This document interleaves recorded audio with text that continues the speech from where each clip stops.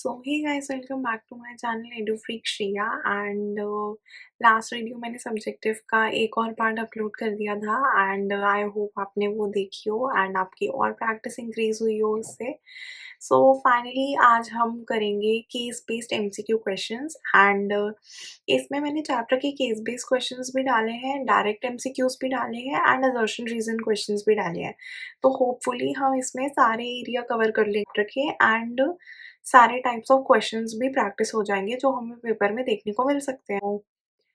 सो ऐसे ही चैनल को सब्सक्राइब करते रहो, वीडियो को लाइक करते रहो and you will find me with n number of videos and it will help you just to boost your revision and you will score really good marks in your exams.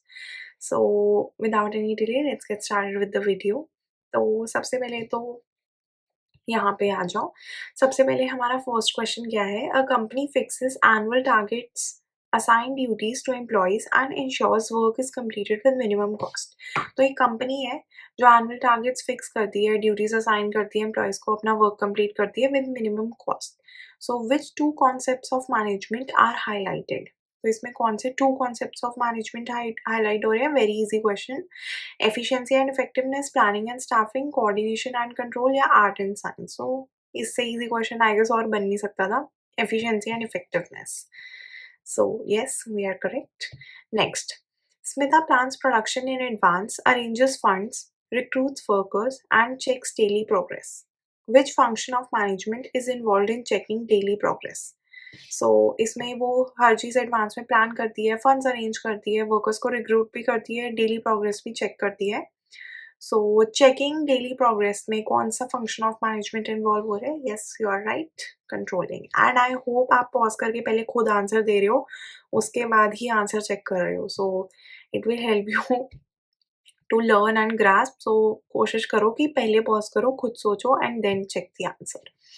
Next, अब इसमें हमारे assertion reason questions आ जाते हैं।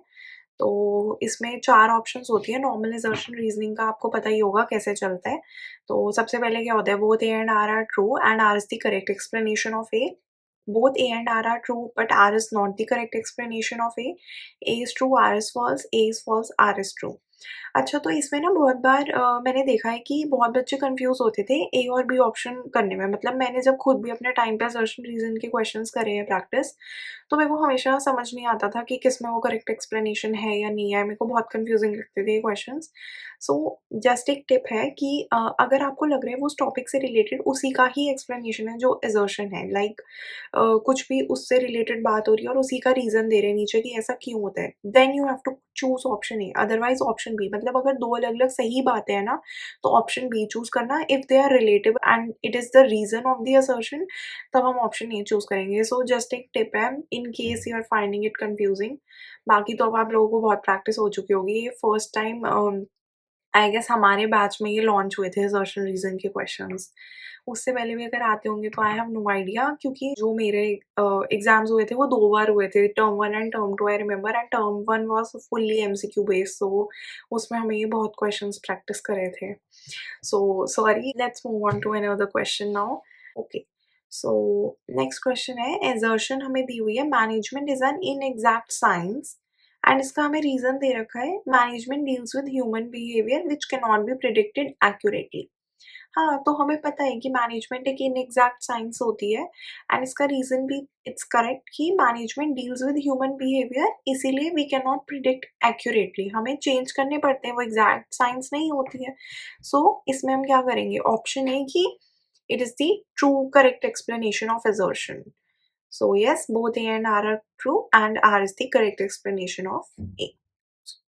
Next, management is considered an intangible force. So yes, management is an intangible force. Management can be seen in the form of policies and rules. तो ये तो बिल्कुल ही उससे opposite बात कर रहे हैं. Obviously reason is false. So yes, A is true but R is false. तो I hope आपको ऐसे questions करके confidence आ रहा है topic में, chapter में, and आपकी तैयारी और अच्छे से हो पा रही है। So let's move on to next question now. Okay, ये direct question है, it's not assertion reason. Management is called a social process because. So why management is called a social process? It involves authority, it deals with machines, it involves human interaction, it is profit oriented. Okay, तो social process के according answer चाहिए, so obviously it involves human interaction, that's why it's a social process. Yes, we are right. अब हम next चलते हैं. Which function of management involves setting objective and determining ways to achieve them? तो कौन सा function of management हमें objective set करने के लिए help करता है? Yes, it's planning. You're right. So I hope आपको questions easy लग रहे हैं, and अगर आपने revision video नहीं देखी है, so go and check out the revision video first, and उसके बाद आगे करना. Next, management is considered a multi-dimensional activity because it involves planning and controlling, work, people and operations, authority and responsibility, profit and growth. तो बताओ क्यों multi dimensional activity हम कहते हैं मैनेजमेंट को? Because it involves work, people and operations. तो हमने याद करो, हमने पढ़ा था कि management is a multi dimensional activity. तो उसमें हमने यही पढ़ा था कि वो वर्क के लिए भी होता है, पीपल के लिए भी होता है एंड ऑपरेशंस के लिए भी होता है. So yes, we are right. And चलते हैं हम नेक्स्ट क्वेश्चन पे. A hospital adapts its services according to changing government health policies. Which characteristic of management is highlighted? तो कह रहे हैं एक हॉस्पिटल है जो अपनी अपनी सर्विसेज चेंज करते रहते हैं due to changing government health policies. So कौन से कैरेक्टरिस्टिक ऑफ मैनेजमेंट की इधर बात कर रही है? It's a dynamic function. Yes, तो मैनेजमेंट एक डायनामिक फंक्शन होता है. It keeps changing to the environment के अकॉर्डिंग चेंज होता रहता है. Next, a manager uses creativity, experience and personal skills while applying management principles. तो एक manager है वो अपनी creativity, experience, personal skills का use करके management principles को apply करता है. So management is being viewed as, yes, ये question तो बार बार आता ही है, मैंने बोला ये topic बहुत important है. Science, management as science, management as profession and management as an art. So इन तीनों में से ये क्या है? And it is art. क्योंकि मैनेजमेंट एज एन आर्ट में ही मैनेजर अपनी क्रिएटिविटी और अपनी स्किल्स को यूज करके अप्लाई करता है मैनेजमेंट के प्रिंसिपल्स. सो नेक्स्ट क्वेश्चन है, management principles are applied differently depending on situations. Okay, this shows management is an. Okay, तो इसमें कह रहे हैं कि मैनेजमेंट प्रिंसिपल्स हम हमेशा हर सिचुएशन के अकॉर्डिंग डिफरेंट तरीके से अप्लाई करते हैं. एंड इसमें मैनेजमेंट क्या शो कर रहा है? तो it's an exact science, inexact science, natural science, formal science. So easy question, it's an inexact science. पूरा science नहीं होता, हमें situations के according principles को apply करते रहना होता है. So yes, management is an inexact science. हमारा answer भी correct है. Next, a manager motivates employees and communicates instructions clearly. Which function of management is involved? Planning, organizing, directing, staffing. तो क्योंकि इसमें मैनेजर मोटिवेट कर रहे हैं एम्प्लॉइज को, कम्युनिकेट कर रहे हैं इंस्ट्रक्शंस क्लियरली, तो कहाँ पे हम मोटिवेशन वाला पार्ट पढ़ते हैं? Yes, it's directing. तो directing, yes, we are correct. ठीक है. Next, coordination is required at top level only, middle level only, supervisory level only, all levels of management. So it's again an easy question and a direct question. So coordination is required at all levels of management. Next, Smita plans festive production, arranges funds, recruits workers and monitors daily output. Smita's role reflects management as a, okay, तो वो सारे festive production को plan करती है, उसके बाद funds भी arrange करती है, वर्कर्स भी रिक्रूट करती है एंड उसके बाद डेली आउटपुट को भी मॉनिटर करती है. तो इजी क्वेश्चन है, इसमें ये ऑप्शंस कंफ्यूजिंग दे सकते हैं पेपर में, बट इसमें क्योंकि सारे फंक्शंस ऑफ मैनेजमेंट इन्वॉल्व हो रहे हैं, पहले वो प्लान कर रही है तो प्लानिंग है, उसके बाद फंड्स अरेंज कर रही है तो ऑर्गेनाइजिंग है, उसके बाद रिक्रूट कर रही है तो स्टाफिंग है, उसके बाद बस डायरेक्टिंग नहीं है, इसमें मॉनिटर कर रही है तो कंट्रोलिंग है फॉर श्योर.